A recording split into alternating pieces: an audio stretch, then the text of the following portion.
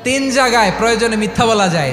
এক নাম্বার, আপনার ওয়াইফকে খুশি করার জন্য, সে একটু এরকম না বলে একটু কৌশল করে বললে খুশি হবে, ওটা বলা যায়। দুই নাম্বার, জীবন মরণের ব্যাপার, যান বাঁচানোর জন্য একটু কৌশল করে ঘুরিয়ে বললেন, এটা জায়েজ। তিন নাম্বার, দুইজন ঝগড়া লাগছে তাদেরকে মিলিয়ে দেওয়ার জন্য কৌশল করে একটু মিথ্যা বলা, ঘুরিয়ে বলা যায়। দুইজনের মধ্যে দেখলেন যে সম্পর্ক খারাপ, একজনরে বললেন, ভাই সে তো ওই দিন আপনার ব্যাপারে অনেক প্রশংসা। কি আমার ব্যাপারে প্রশংসা? কি বললো? এই বললো আপনি নাকি এই করছেন ওই করছেন, অনেক প্রশংসা। লোকটার মন খুশি হয়ে যাবে তার ব্যাপারে, ঠিক কিনা?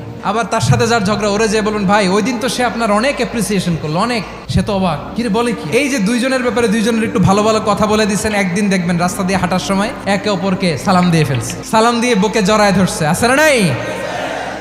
আবার মিলমিশ হয়ে গেছে। কিন্তু আমাদের স্বভাব হইলো, দুই প্রতিবেশী যদি একসাথে বসে একসাথে হাঁটে, দূর থেকে দেখলে আমাদের জ্বলে, আছে না নাই?